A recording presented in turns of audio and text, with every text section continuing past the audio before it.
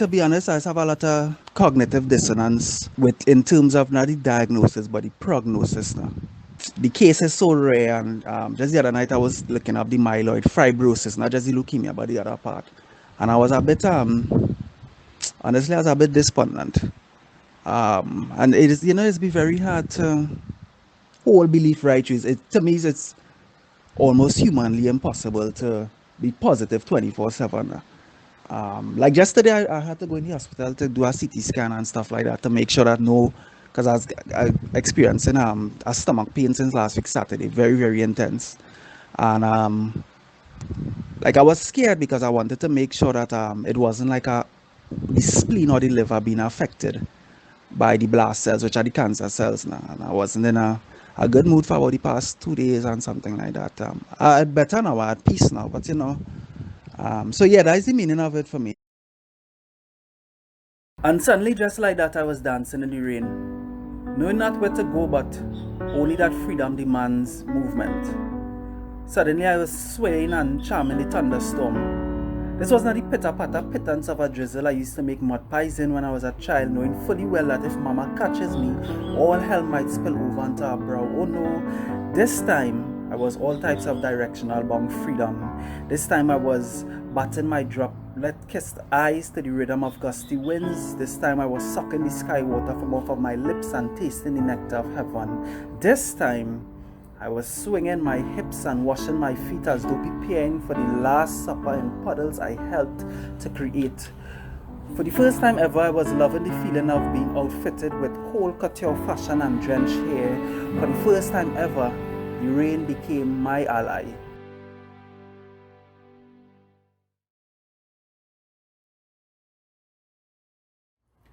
So for those who know me, know I really like poetry and hip hop and stuff, right? A couple years ago, I had this hip hop song. That's when I thought I was real bad. I'm a fucking real bad. But there's a line in the song that says I exist. Let me see if I could do it like a hip hop thing. I exist on the other side of fear, where faith collides with reality in the atmosphere. Can't remember the other two lines after I come after, but I remember that used to be my mantra all the time. Everything that is great exists on the other side of fear. Everything that is their breakthrough exists on the other side of fear. And in this moment, I have had a lot of times where I have been immensely fearful, immensely fearful. Does that mean that I didn't have faith? I won't necessarily say so. I think that fear really isn't it, to me. This is just to me. I don't think that fear is the absence of faith necessarily. I don't think so. I think what fear is really the absence of holding on to a fact. That's to me what I think that fear is. So, you can have a lot of faith and stuff like that, but if your faith is not anchored in some sort of truth or some sort of fact, your faith will always be wavering. So there were times when I would have, I guess, not doubted my faith or not questioned my faith, but questioned what I had faith in. So when I first came back to Trinidad, I was using this wheelchair. I've been using this in a while, but this wasn't built transport. That's a while. I just started back up, and then my cousin had gotten me this walker, because I couldn't walk anything properly. So if you notice that I'm taller than it, so but it's a walker, and then you could sit down on it and take a rest. You lock it, you take a rest. So that would have helped me like in terms of fatigue and stuff. But I've since improved since then. Legs and thing. Okay, and yeah, I could walk better now. So I haven't used those two in a while. Um, so I mean, it comes back to God for me. I'd be like, wait, boy, does God really see me in this situation and stuff like that? And that's what I would question, and that in turn would have affected my faith. But as the line said that I said before, um, I exist on the other side of fear, where faith collides with reality in the atmosphere. So it's really, belief for me would really come from that merger of having my faith grounded in some fact, and merging that with whatever reality I'm in, and that would birth my belief. Well, um, belief has always been, and I think it's something that everyone struggles with. I know for me in this season, um, it's something that I struggle with a lot because it's very easy for people to see the outside version of you, the social media version and stuff like that, without getting to know the intimate parts of you and stuff like that. So I remember one of the things that it was encouraging, but it used to irk me, was just somebody would ask me how your day was. I mean, and they don't mean anything by it, but it's very difficult when you're in certain situations to reflect on how negative your day was, but still give a positive answer just for the sake of um, encouraging someone, or just for the sake of having hope and stuff like that. Yeah, like I remember I would have gone to the hospital for oxygen, with the belief that probably I just have short breath and something, to find out you have leukemia, to find out you have a very aggressive form of leukemia. And the whole journey, the process has been very, very tough. Like just the other day, I remember in days when I would be in Pampers, and I would have whole bowel movements of just blood. And I mean, experiencing those things, being cleaned up and stuff after, lying down, and just reflecting on the 2 minutes you had before the 3 minutes that passed that went before, and trying to just have hope in that time is really, really difficult. And in moments like those, you try to, I guess, go beyond this cognitive dissonance you have of whether God exists, or God is real, or God is with you and stuff like that. And it is impossible. I don't want to say impossible, but it's extremely difficult. It's extremely difficult to have hope. It's extremely difficult to be positive all the time and stuff like that. So I like a lot of writing, and there were things that I would have written years before that really helped me in this season. It's like if God was talking to me through it. One of them is a particular poem. The poem doesn't even have a name. I actually named the poem the other day. Call it Rain Dance. But the I was just going back through like some old notes and stuff on my phone I had. I was like, hey, this poem very powerful, boy. And basically it was just talking about, sometimes the situation that you're going through, it may be rainy or stormy, if we had to use a metaphor. It may be rainy or stormy, but this rainwater or this storm or whatever is really an ally, when you're looking at it as your enemy. You know, um, the same rain that causes the flood is the same rain that replenishes the river and the lakes. The same rain that would wash away something is the same rain that has helped the trees grow. So sometimes it's a matter of perspective, I think. And in this situation, I tried a lot to look at it from the perspective of my situation. It's probably, or my storm that I'm going through is probably the rainwater that somebody needs to help them to grow.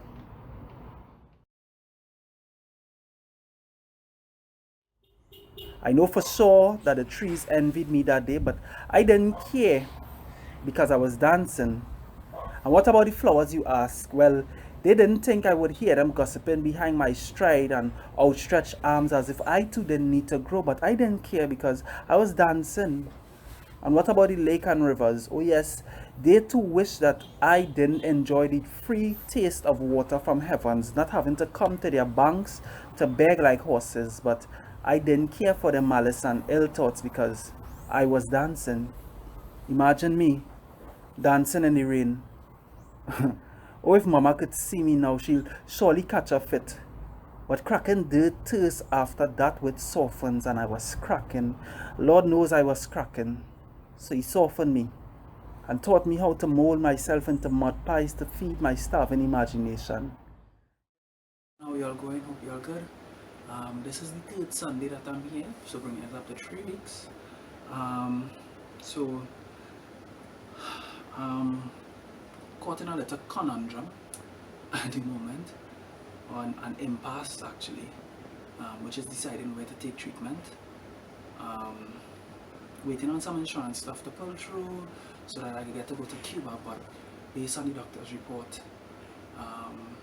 degeneration could start anytime.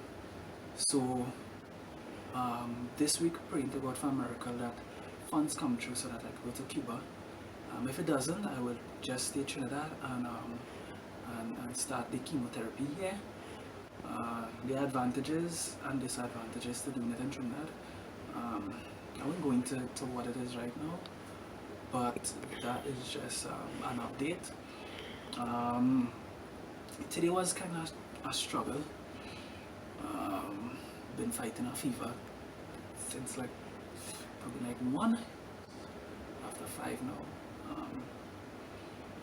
So temperature fluctuating, but besides that I'm good. My spirits up and everything. Yeah, so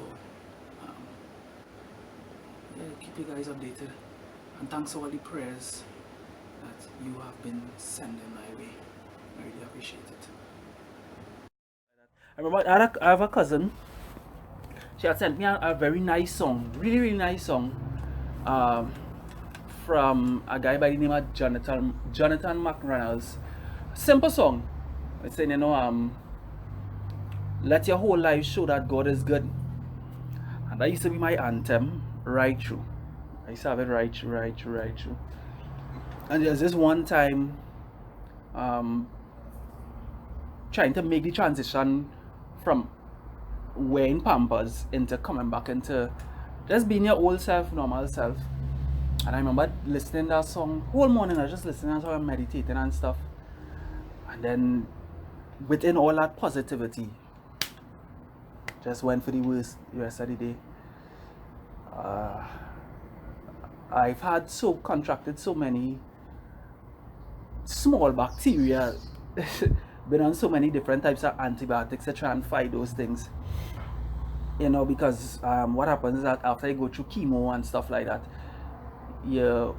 when your white blood cells fall, it's susceptible to a whole lot of infections. And I remembered this one time getting a particular just bacteria, normal bacteria that the normal body could fight off. My body couldn't fight it off, and I remember my doctor coming and saying, she's like, well, we only have one more type of antibiotics, and if that will work, we don't know what else to do. And in moments like those, it's be like, God, why is that one? Stuff like that. I used to wonder, like, if God brought me this far just to die, really and truly, probably to, I don't know. It's nobody knows the plan of God, really and truly.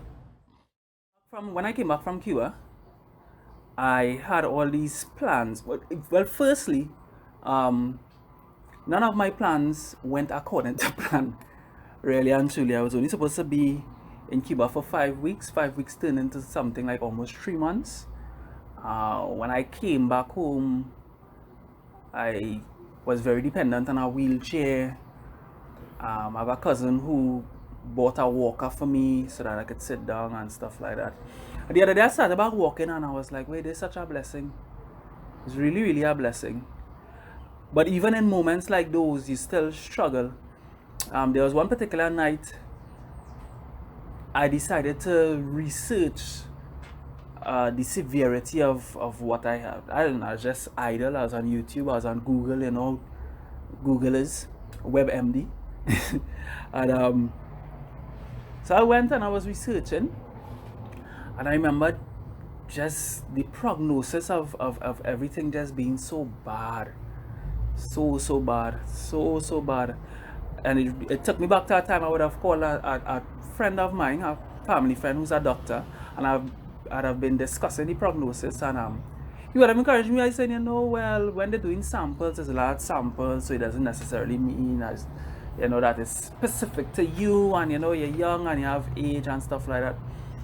But sometimes all you hear are other voices, because it's you alone in reality. And everybody around you assist and everybody wishing you well and stuff, but you keep hearing these other voices. Sometimes beyond these other voices is just like this clutter. So it's a clutter of information. You're not too sure what to take from, where to anchor your feet, and what is really supposed to be a source. And although theoretically you know that your source is supposed to be grounded in something spiritual and something deep, and this connection with God. I guess because the spiritual is so intangible, like physically intangible, it's easier to slip into, or to be guided by all the tangible stuff that you see. There was a time when they would wake me up like alarm clocks during it would just be like every 6 o'clock every morning while I was at the hospital in Cuba. They would wake me up to take blood every single morning. And if you get a fever or something, they take blood from you like 5-6 times a day, because they have to send it to all different labs, and they do their. I didn't go to school for medicine, but they're very thorough like that. But there were times when my arms were so swollen, the veins used to literally collapse and disappear, and they couldn't find veins and stuff like that. And when you're in a situation where I want to say you feel you're stressed and you're already depressed by the situation and stuff like that, everything becomes an issue. Everything affects you mentally, and your mind is a powerful thing. So I had emergency surgery, and I was losing weight and going through the whole post emergency drama, which was a lot of stress. That was like the most stressful time for me. And I remember I used to literally just look through the window and literally think about that and wonder, okay, cool, I wonder if today gonna be the day. I wonder if tomorrow, what time. I used to just imagine just a lot of negativity.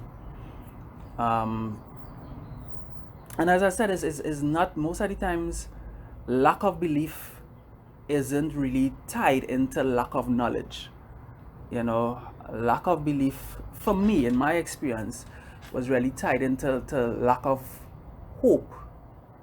And that lack of hope would have stemmed from a continuous situation, something that doesn't appear to be changing, something that appears that it cannot be changed, something that appears that it cannot be fixed.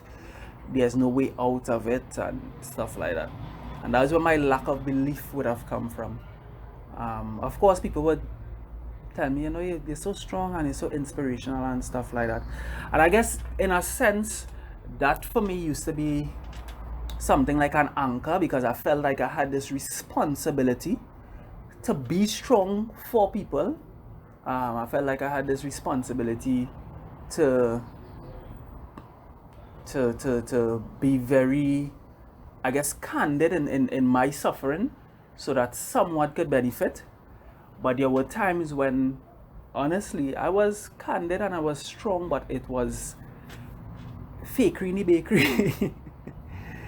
So moving forward now, I have this treatment to do. Even now, is a case of me exercising extreme faith.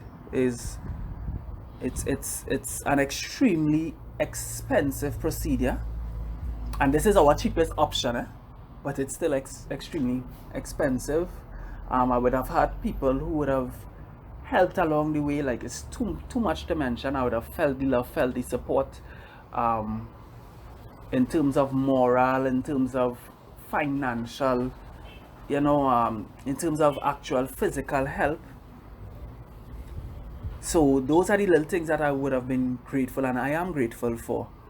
But there's still this, I guess, shadow looming over your head. You have this amount of cost to undergo, and then even while you're in Trinidad, you still need to survive because medication is so expensive. There's a certain medication I use that is like $2,000 or something like that, and that's a month. So you're bombarded by all these things, and it's kind of like just trying to find the lighthouse and be anchored in the storm and stuff like that in this moment. So I like to be very real and vivid with the stories I tell. But belief is hard. Belief is hard. My uncle though told me something the other day. He said, it's a simple statement though. He visited me and he was like, he said, nobody in the family don't have this. So he's like, all for God's glory. And it kind of jostled something in me, because that is advice that I wouldn't usually tell someone if they're going through something. It's very hard, I don't know, it's human nature, I guess. You have all the right things to say to people, and the right things that you say could also be applied to you, but you seldom take your own advice. It's like all for God's glory. You say, God like to show off. God like to show off, and you're going through this because God's going to pull you through. And He going to be glorified in it. And that really stayed and resonated with me. So I guess that is the stage that I'm in right now. It's just a stage of acceptance and trying to realize and trying to hold on to the fact that it's all about God's glory. It's all for the glory of God. Yeah. Yes, all of a sudden I was dancing. I was dancing and realized that I owed someone a poem or a summary, a testimony of tidal wave, anything really to wash them crinkly white with hope or wash them ashore from their drifting, because there's always someone drifting, a mirrored reflection of the direction I once lost inside the palms of someone who could hold me. In moments like these, you'd like to tell yourself that maybe it was because you were too hot to handle, but that's a lie. Remember the way Mama held bread pans and pots and realized that people always find a way to hold on to what they prioritize. So suddenly, those who remind you of yourself become your priority. You hold the responsibility of navigating driftwood people to your shore, bits and pieces of them broken, always broken. Suddenly you realize that you owe them a lesson on how to enjoy being drenched. You tell them that water gives them life, that whether they drift or dance in the water, one thing remains certain: the water always becomes their ally, for it leads them to someone who uses it to dance to freedom or the season where dancing is necessary.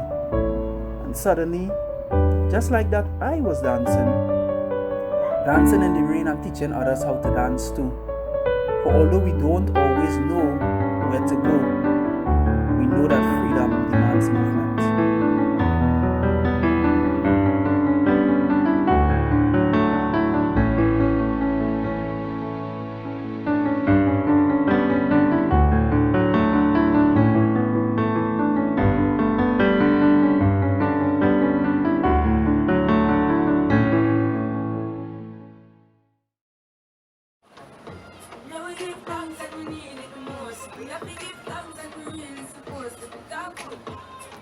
Blessings all of my life, and we thank God for the journey. The earnings are just for the cross. Gratitude is a must, yeah. Blessings fall on my lifetime. Boss a toast to the friends we take off to the load. One time kids sit down in a class on the court. Then when it's every board, I'm the one to the road. Third one, we say, remember try a thing. You know these things they can go a town spot.